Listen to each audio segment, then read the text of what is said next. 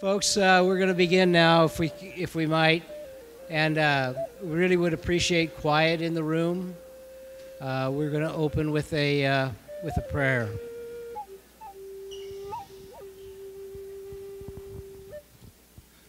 So I've been asked to say a prayer. We're going to have a prayer. If you want to stand with me, you can. If you don't want to, that's okay.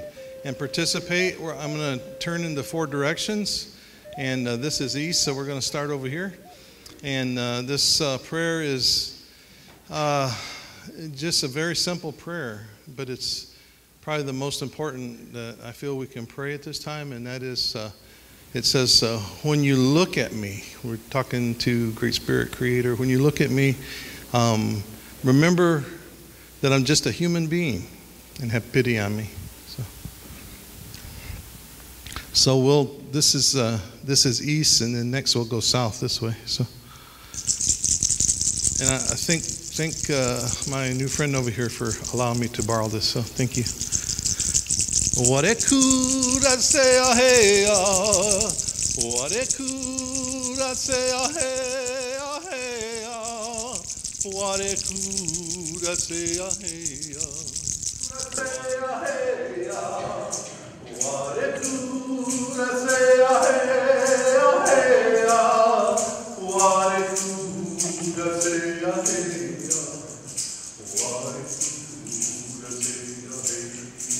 what it could I say oh hey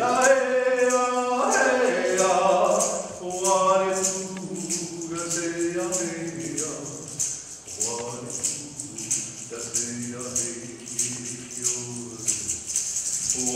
it could I say oh hey what it could I say oh hey what it could I say oh hey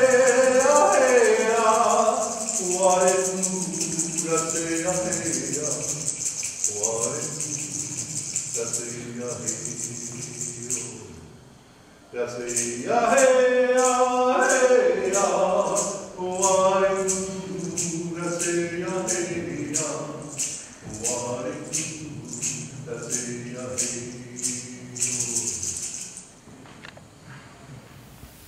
Thank you very much. My name is Milt Markowitz, and this is the Indigenous Wisdom panel. So you're in the right room, I hope.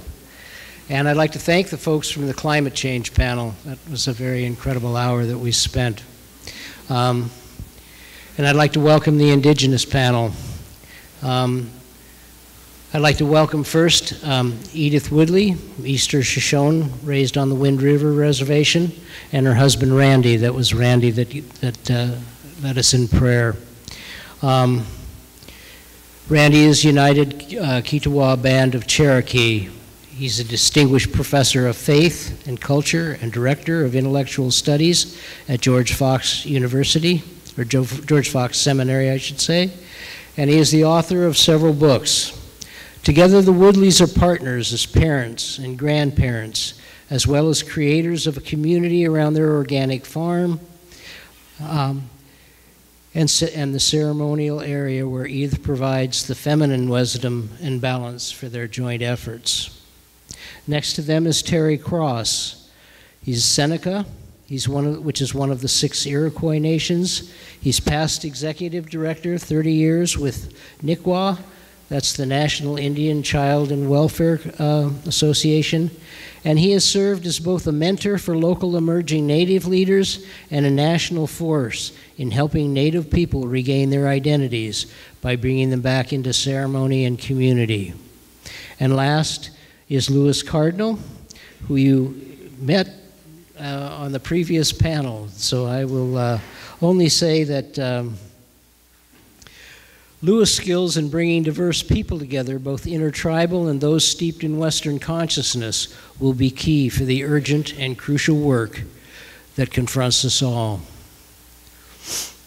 They will share their relevant information about themselves when they respond to the tape that we're going to see on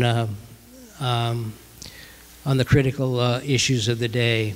So the first tape that we're going to see is taken from the Climate Change Plenary. It's an Indigenous person, Francois Poulette, who is from the... Or there is... There we go. That's fine. Go ahead. abundance of water, of lakes, of rivers. That is a lifeline to our people for centuries.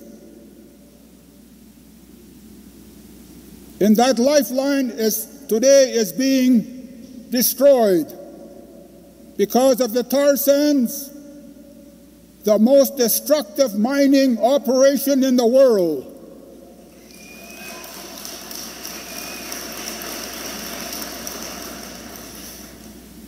The tar sands is polluting the rivers, the water.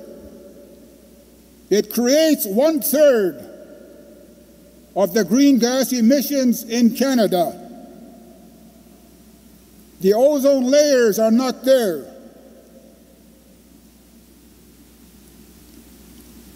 These green gas emissions are falling way to the north, affecting the buffalo, the moose, the caribou.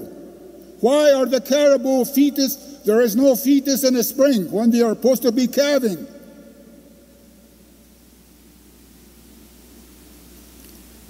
When are we going to stop? I was fortunate to see Francois in another presentation that he did with a woman, Bachet, in which they told the story of the fish that they were catching and the cancers that existed on those fish, the tumors and so forth.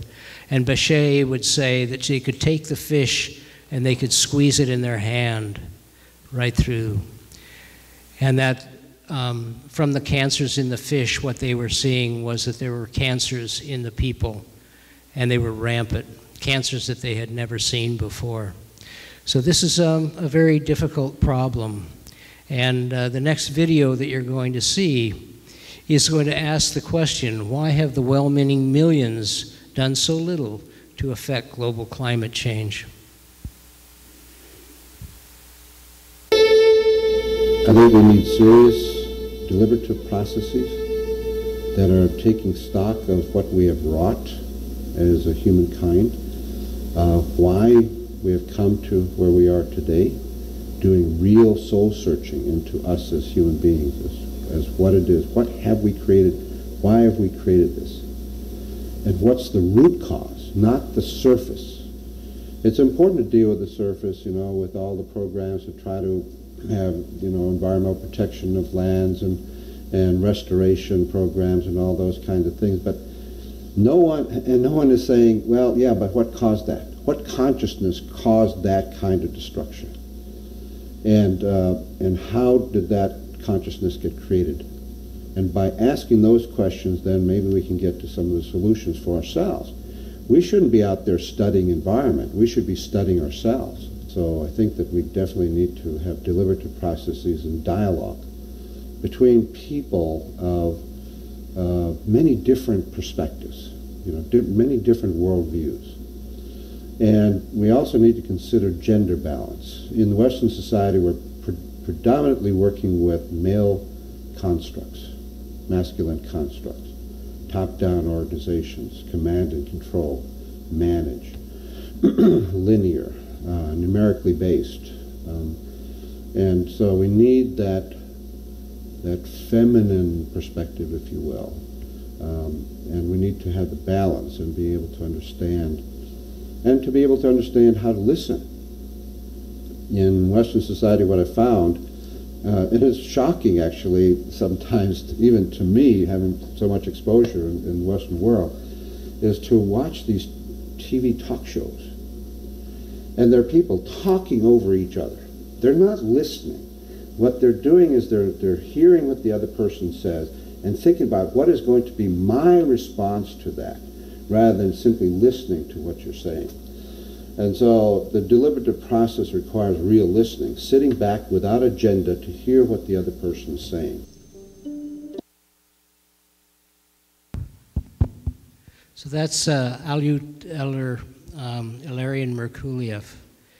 And our challenge, as you can clearly see, is to shift consciousness. The next speaker is an African polytheist, and the question here is, what is our relationship with nature?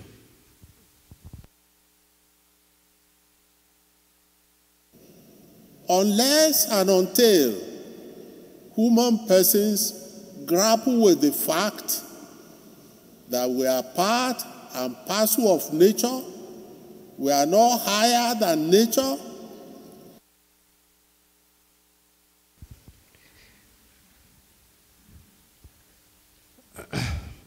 So all is alive, and our major shift is to be in relationship and not in hierarchy. The next clip is a gentleman named Stephen Newcomb, Delaware, and we'll now be challenged by the fundamental truths that shape a lot of who we are.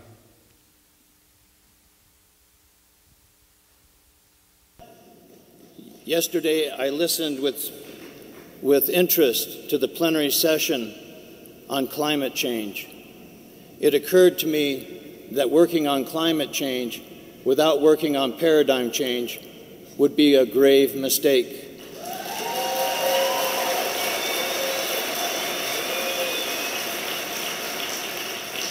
We need a mental and behavioral shift away from the prevailing paradigm of domination and dehumanization, the symptoms of which are everywhere on planet Earth, our mother.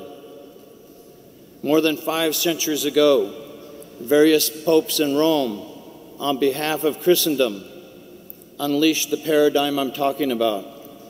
It may surprise you to learn that the empire domination model of Christianity was woven by jurists into the laws and policies of the United States and into the laws and policies of other countries such as Canada, Australia, and New Zealand. That hidden code of Christian empire has worked for more than 5 centuries toward the dissolution of our original nations and peoples, here on Great Turtle Island and Abiyala to the south. The idea patterns of domination and so-called Christian discovery have been incorporated into U.S. federal Indian law, where they remain to this day. Those ideas are traced to Vatican documents of the 15th century and to royal charters of England,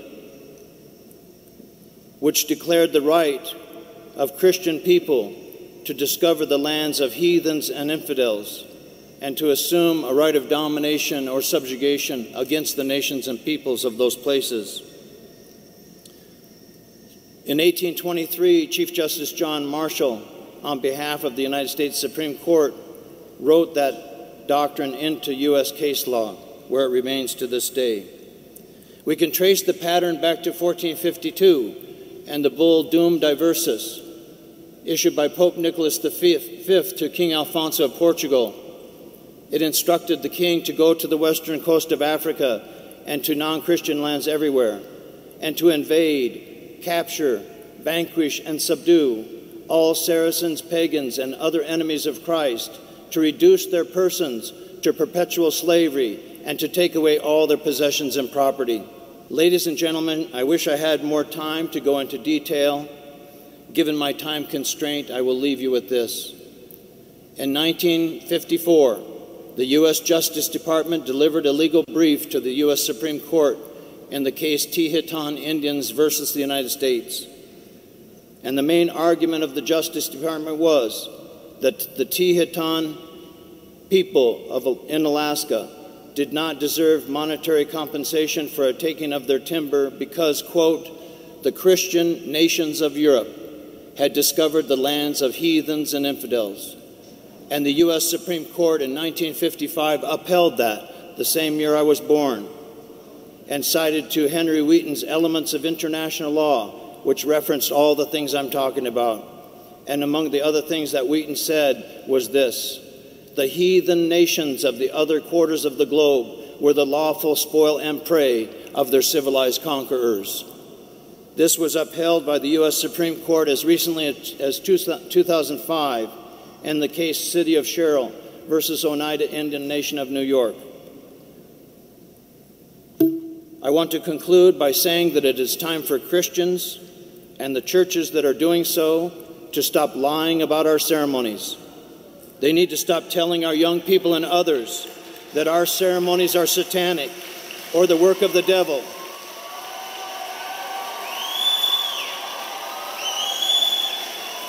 This is killing many of our young people who, deprived of their cultural and spiritual identity in the wake of the domination of the residential and boarding schools, are ending their lives prematurely. Additionally, the governments and the churches need to start putting as much time, effort, and energy into assisting with the revitalization of our languages, cultures, and spiritual traditions and our sacred places as they put into attempting to destroy them to begin with.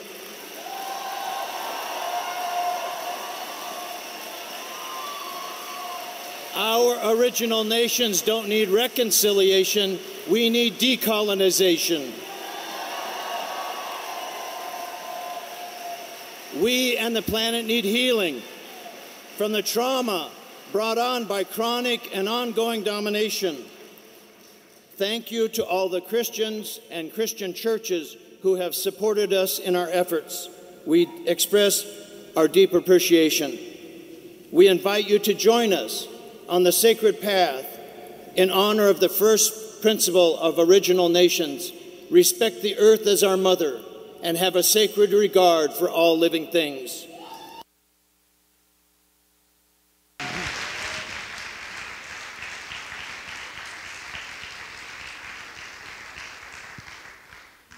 And I think out of this, for me, I have to ask the question of myself, and maybe you might want to ask it of yourself. To what degree are we still colonizers? And the corollary to that, to what degree are we colonized? Just being colonized ourselves. So the next segment is a little lighter, and I wanted to ask you guys a question. Did you know that the Iroquois governance required male and female equality? Let's see a little about that.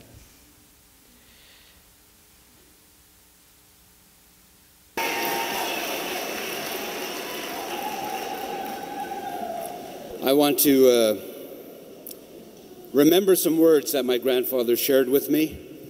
He said, "Young man, it will be woman who teaches you how to be warrior." You're all my brothers and sisters, every one of you. We are one, and nothing but nothing can ever separate us.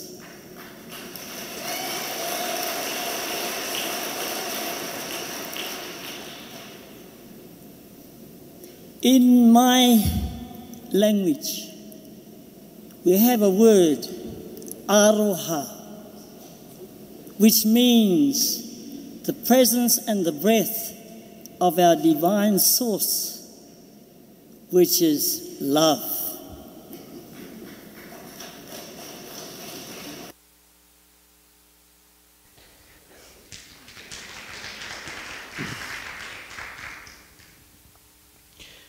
And so when we are deeply connected to the earth and all life, we are all family.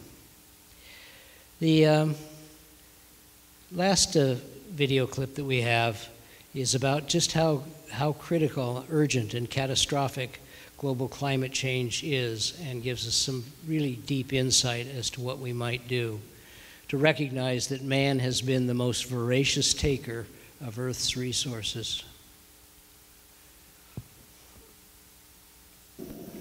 Is that something has to be done. Something has to be done collectively.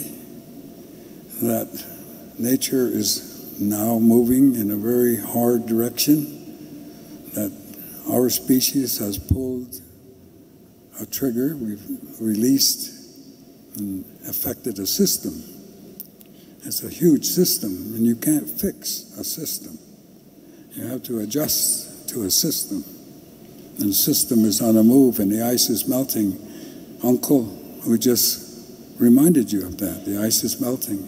He gave that story to us in 1990, and we gave it to the UN in 1990. And we said, the ice is melting all around the world, not just in the north, everywhere. And that's serious, because it's changing, and we're all going to be affected.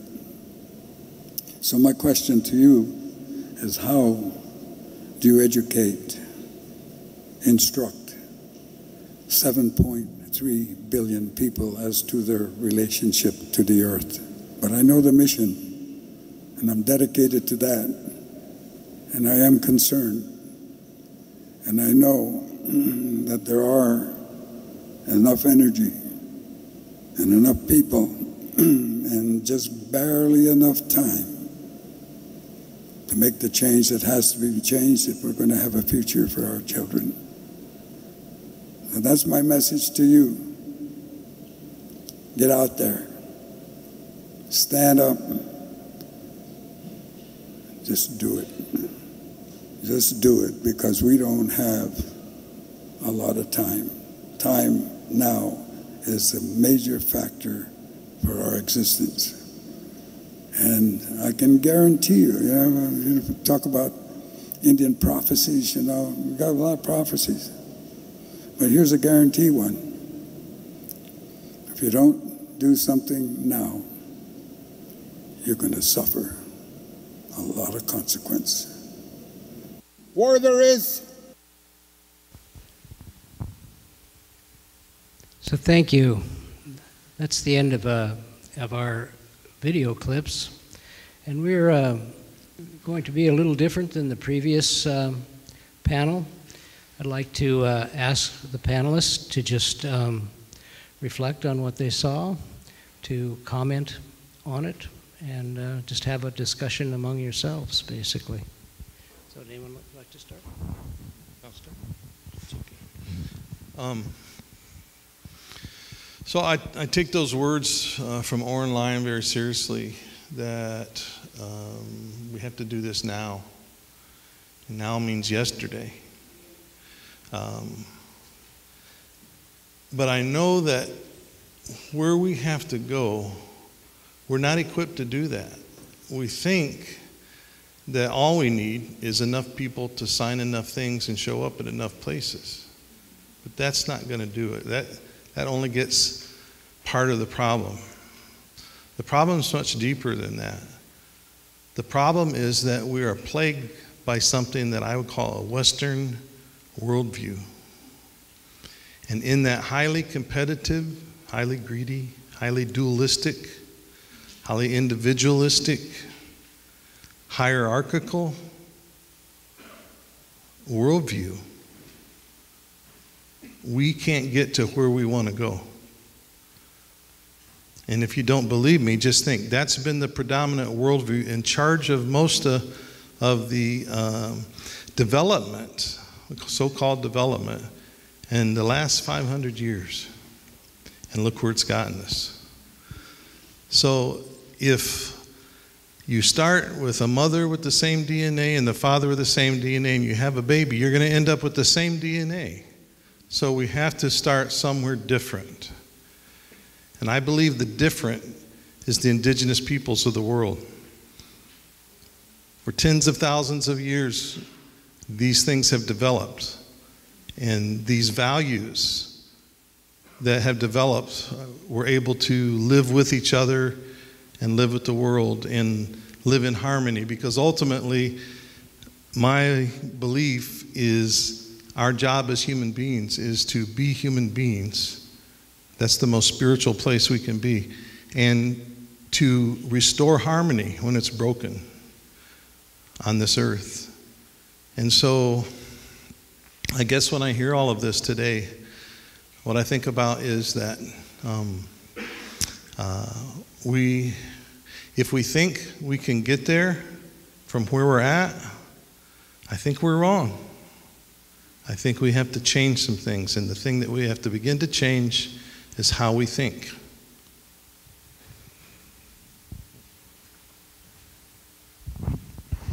Well, good afternoon. Thank you for asking me to be here. Part of my sense in watching this is how little the mainstream world really knows and owns that process of of colonization and its impact, and Randy's words about a different way of thinking. You know, I don't know anything or much of anything at all about climate change. I know a little bit about human behavior,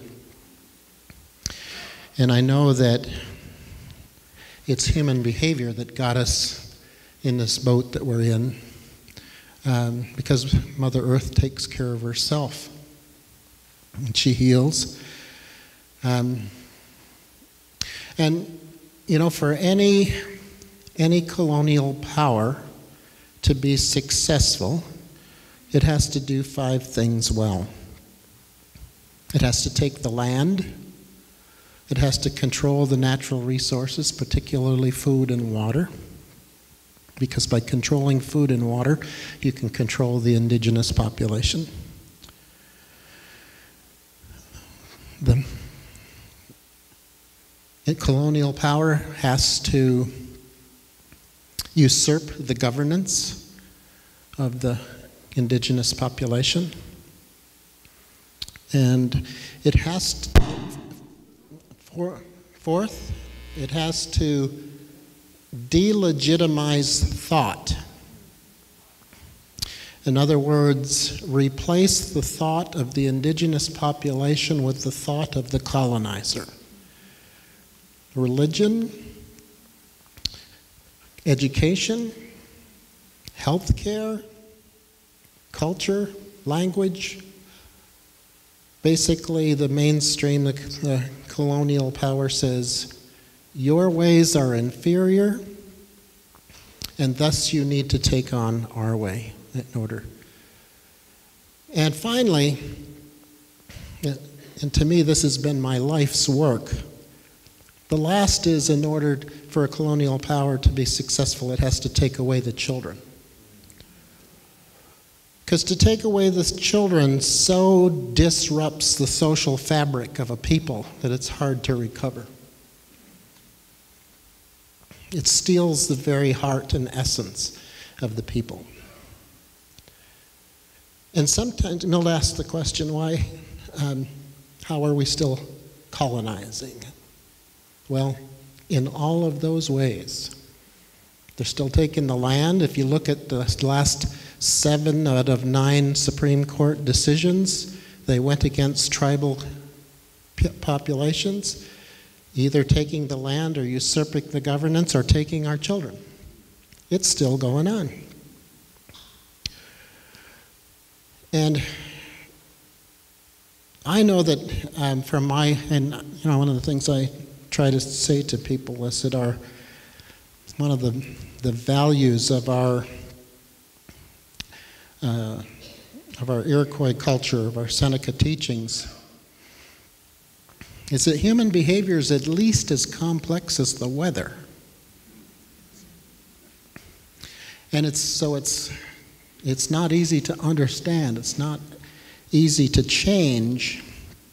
There's deeply rooted reasons why we act the way that we do. But I can tell you, if you build a nation on stolen land and slave labor, you will get rich. And your progeny will be rich. And you will live in privilege for generations. But those papal bulls that we heard about, that was a lie. How many people would question that it's not okay to take what other people have? Manifest destiny was a lie. It's not okay to take what other people have. All of those things. So, decolonization is really a process of indigenous people rejecting the colonial lie.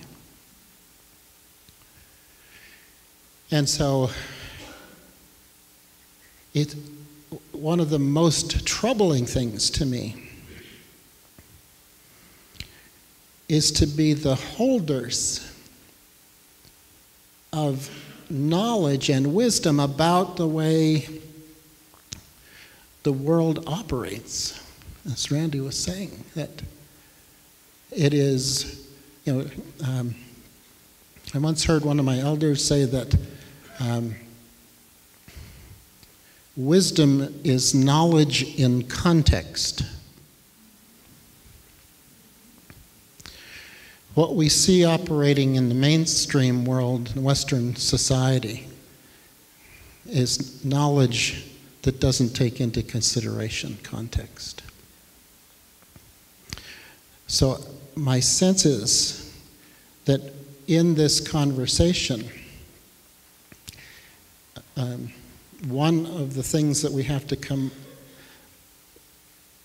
work on first and foremost is this colonial lie. And part of that colonial lie is that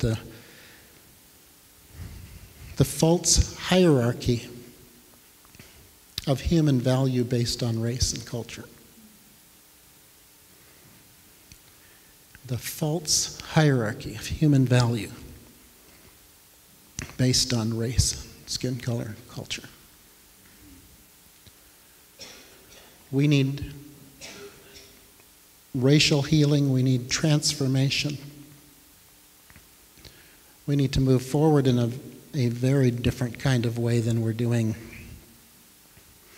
Because the path that we're on, one of my teachers would say, "So how's that working out for you?" Very good.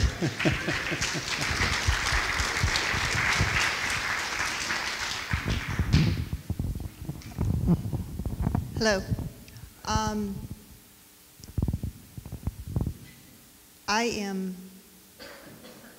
a child of a boarding school survivor.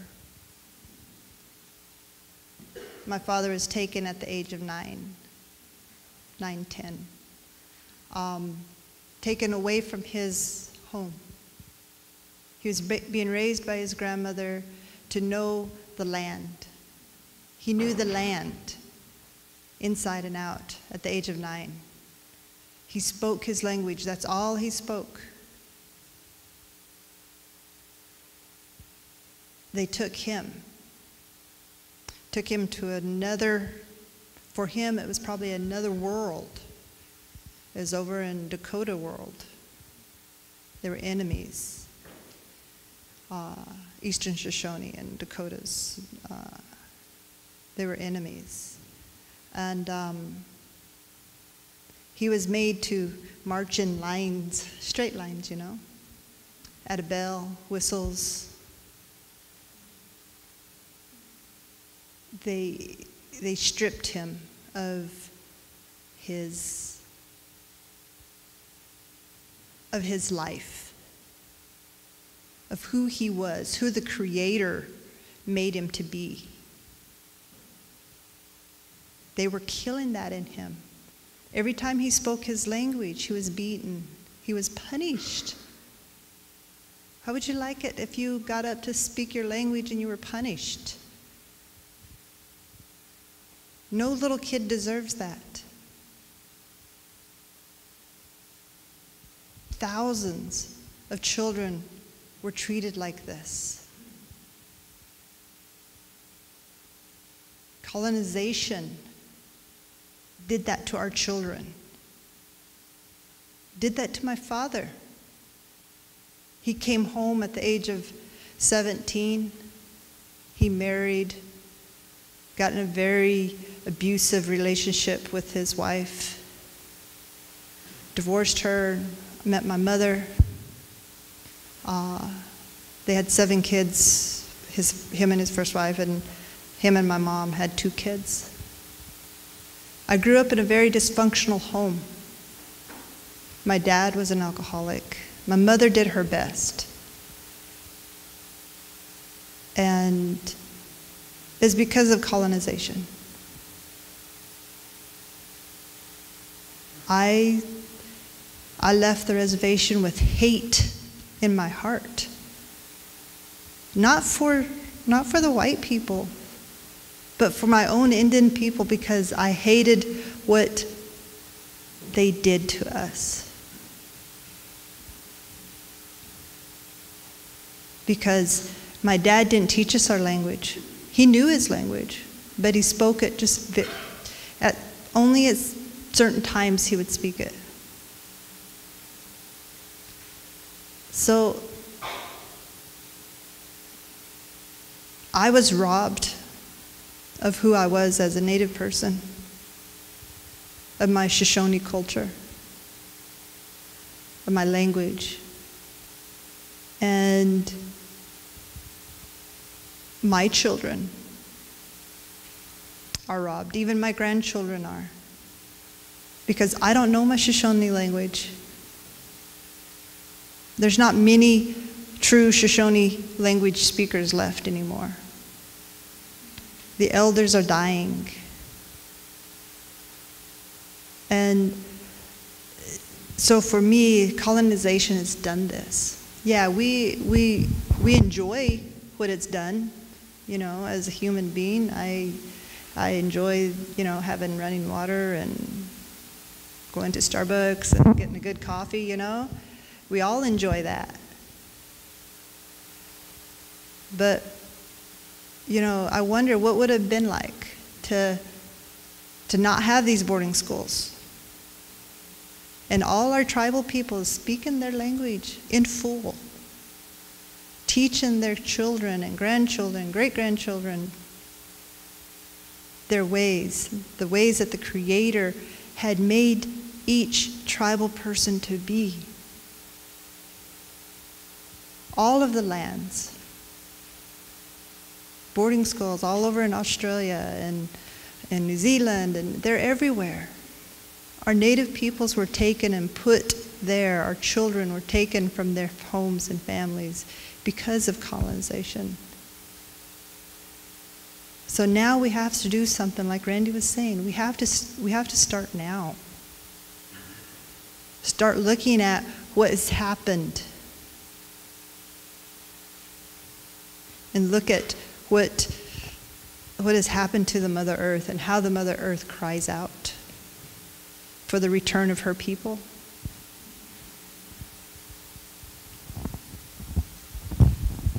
Thank you. I have a lot of respect for the Abrahamic traditions and the religions that have arisen from that.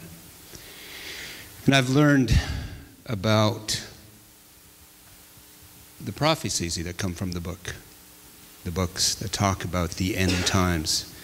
The end times are near. And that's a concern for a lot of non-Indigenous people, and it should be, because it is. But I just want to turn that around a little bit and have you think about it from this Indigenous perspective. That about 100, 120 years ago, maybe more, a little bit more, were our end times. Our apocalypse happened then. These people here are apocalypse survivors, and they're holding on and carrying with them what we were able to take, to hide, and to hold on to as the apocalypse rolled over our people. Our end times were there, but we're still here holding on to what we have. Now, today, I want to share with you a vision of an elder from northern Saskatchewan who had a vision he needed to bring to the attention of the world again. And he said in his vision, as he was meeting with a council of elders, he said he needed to share this. He said, in this vision, what I saw is the world was dark and it was really cold. And people were bumping around into each other looking for light and warmth. They were looking for fire, he said. And as he was walking through this plain of people, and they were just wandering around talking about, do you have fire? Do you have fire? And then someone said, I hear the Indians have fire over in the next valley. So people started to move in that direction. He made his way to that valley. As he reached the top, of a mountain, he looked down into this valley, and he can see people coming from many directions, all gathering. He said there must have been 1 million people there. He said, but right in the center of that crowd of people was a clearing in the shape of a circle. So it piqued his interest, and he made his way down to the center of the valley where that circle was. He pushed his way up to the very edge of where that circle was. And what he saw were all kinds of people locked arm in arm, keeping a space open in the circle. So this open space, this circular space, in the center were indigenous people, Indians, he said. And we were there and we were making fire, because we remembered how to make fire without matches, without Bic lighters, without blowtorches.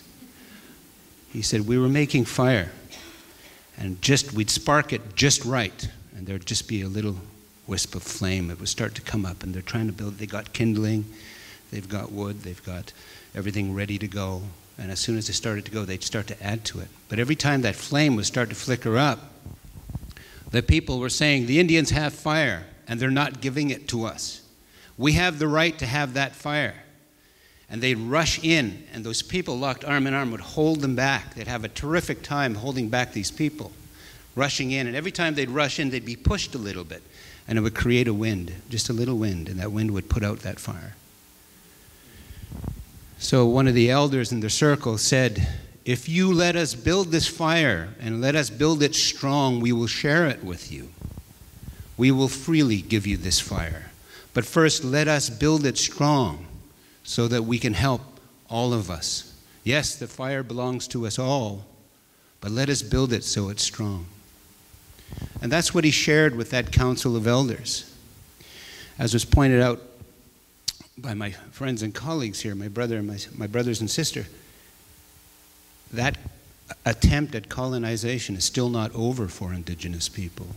As we try to rebuild our institutions, our Indigenous ways of doing things, we're being pushed against. And we need you to be locked arm in arm to help us rebuild these institutions, to rebuild that fire, to rebuild and reconnect with that sacred knowledge so that we can share it with the rest of the world.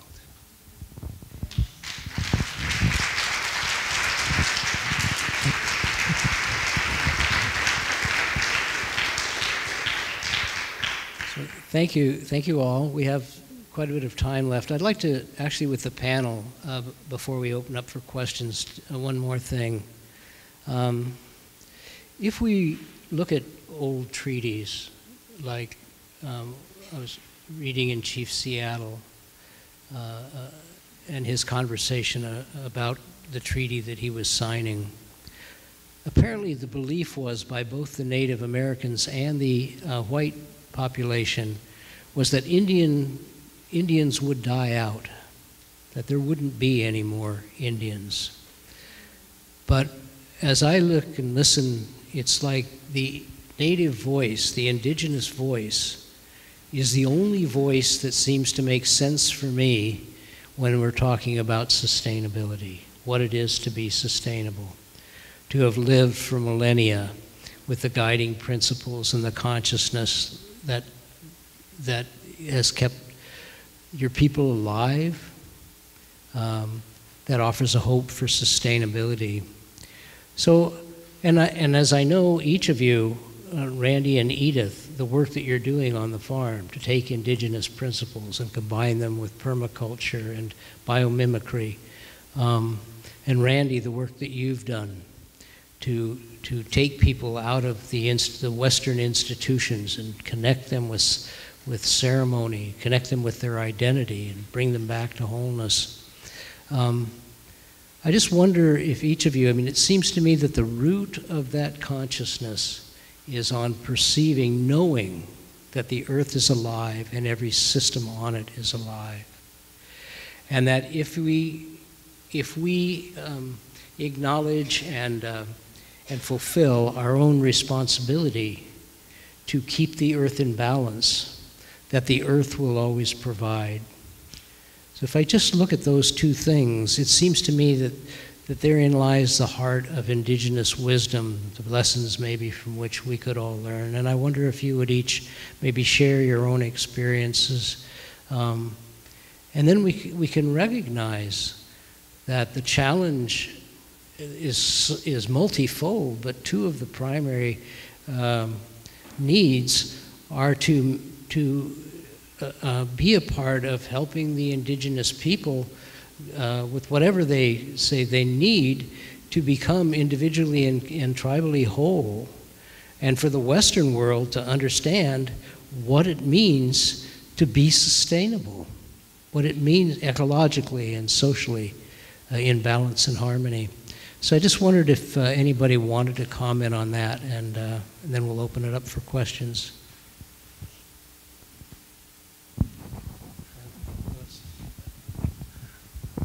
I'll kick it off. I think one of the important worldview points from an indigenous experience is seeing the world as abundant. And Milt and I, and we were talking earlier yesterday in that about the idea of living in abundance, knowing that there is much out there, knowing that Mother Earth, our environment, provides us with what we need as human beings. The problem is that we're not managing it very well through our societies today. Again, looking back into indigenous traditions and knowledge, we had methods and processes of understanding how to create that balance and how to live within that abundance, and knowing that there is enough to go around. The symbol of the circle represents that wholeness, that abundance that we sit in.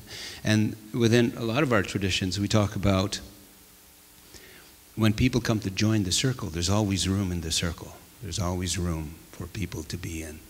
And Mother Earth reflects that back to us as well, is that there is, if we don't live the life that we're living now, in terms of taking way too much, because what happens then is that we shift into that, into a position where we threaten that very thin band of right conditions, as Leroy Littlebear, one of our great scholars, had pointed out, that allows life to grow. If we live in balance and harmony through our ceremonies and what our indigenous cultures teach us, we can maintain that and keep that in balance, in harmony. Because if we're looking at the world through the lens of things being scarce, we then begin to connect ourselves into a worldview of fear. And that fear then creates the separations and the anxiety and the desperation that our brothers and sisters all over the world are experiencing now. Thank you. Boy, so many things come to mind. You know, one of, I guess the first thing that jumped to my mind when Milt asked a question was, in Iroquois culture, we record history and important events with wampum belts. Belts that are woven with symbols in them, but they have their memory triggers that people can read those belts. And one of them is called the two-row wampum. And there's two parallel lines. Oren Lyons talks about it often when he speaks. And that those two parallel white lines on a purple background, those represent our Iroquois culture and the white culture. And those two lines will continue forever, as parallel lines do, but never cross. That we'll always be who we are. Others will always be who they are. And that doesn't mean we can't work with one another, doesn't mean we can't communicate or do good work. But that the essence of who we are will always continue to be. So we keep that in our hearts, first and foremost, to always remember who we are. The other thing I think that's important to realize is that we're, as indigenous people, there's a tendency amongst our various tribal belief systems that we don't compartmentalize things. We don't separate the spirit from the person. We don't separate the physical environment from our emotional or spiritual experience. It's all one thing. And so we don't, in many of our teachings, the past, the present, and the future all exist at the same time. And so when we have this relationship with an unseen world, when we pray and ask our ancestors for help, we expect them to show up, and they're here, right? And so this sense of abundance, when I was in college, I learned about Maslow's hierarchy of needs, right? It says the basic need is food and water, and safety and security, and love and belonging, and all of that. Well, that's a very individualistically oriented theory, because it says the individual needs food and water.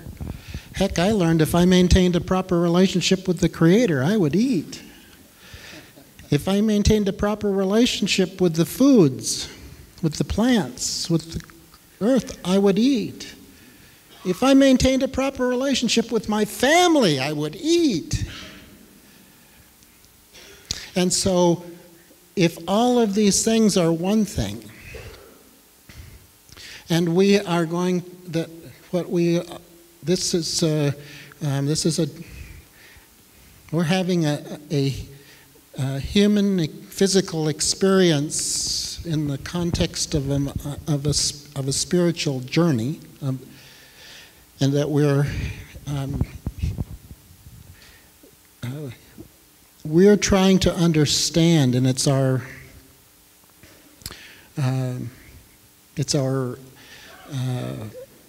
obligation and challenge in this human time that we have to work out what we need to work out while we're here, given the context, given the world that we're in. And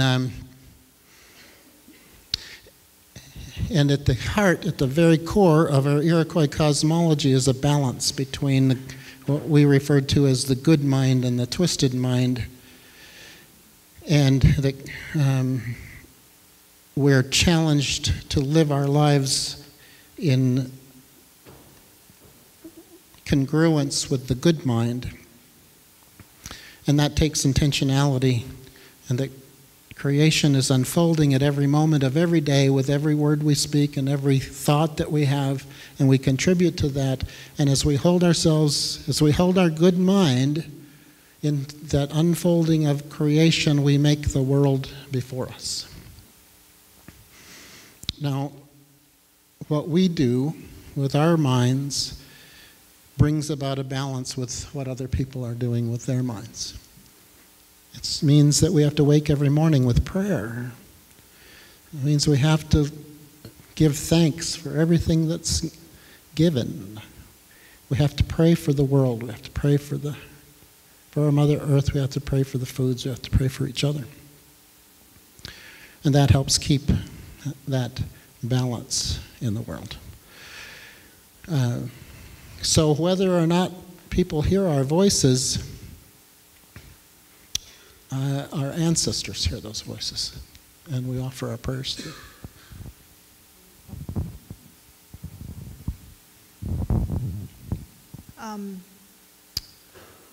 We have a little place just outside of Newburgh. It's not big. It's about 3 acres, a little over 3 acres, and we started it. It's a little farm. We grow fruits and veggies and all sorts of neat things like that. But anybody can grow a garden, right? But when you look at it and you get your hands down inside that dirt, you become one with the Mother Earth. That dirt, you lift it up and it feels good in your hands. And you know there's life there. You plant your seeds and and you watch them grow. You tend them like a brand new baby, right? A newborn baby, you tend it until it gets to a certain point, and then you harvest the fruit and the vegetables off those vines. Then you pull the seeds from the strong ones. And then you take care of those seeds over the winter time. And then come springtime, it's time to grow again. You take that seed that was a piece of fruit or a vegetable at one point, you take it and you put it back in the ground again. It's a circle. It's called the circle of life. And if we give ourselves just a little bit of that, we're given back. We're given back to the Mother Earth, and we're given back to creation. That seed remembers, hey, I come from this ground. This ground took care of me. It housed me. It helped me grow into this tomato. And as I never thought about that. And I never have given myself to gardening like I have. Because I thought gardening was, gardening, yeah. You know, as a kid, I was like, yeah, right, whatever. But being able to do this and knowing this, it's helped me come back to who I am as a Native person. To know that I am one with the Creator and the earth. And it's a cycle. And it has made me stronger as a Native person, and I've been able to say, yes, it's been a healing time for me. And I want to share that with people, to say, here, understand what it means that this ground is life. It gives life. So it's just, yeah. So real quick, because I see Milt leaning. So our panel's housed in between, the climate change and hate and violence. And I was a little afraid yesterday, because when Milt and some of us were meeting, and he said, as soon as our panel's over, the hate and violence people will come up. And I was afraid, is there a back door? So, but there's a relationship between these things, we have the earth, and I feel that our spirituality comes from the earth. And the earth's gonna survive without us. But we have the opportunity to continue to participate as co-sustainers. That's a gift that we've been given. We may lose that gift. And then this other thing, hate and violence, how I notice there's a correlation between how people treat one another and how they treat the earth. So it's a circle, like we said. Thank you, panel, very, very much. We won't have time for Q&A here, but the schedule today is that there is an hour and a half for dinner. A half hour of it, each group will be eating, but in the other hour you will be working with the panel of your choice. So if you have questions and more commentary or more listening you want to do, that will be available to you, and we'll explain all that later. So thank you very, very much.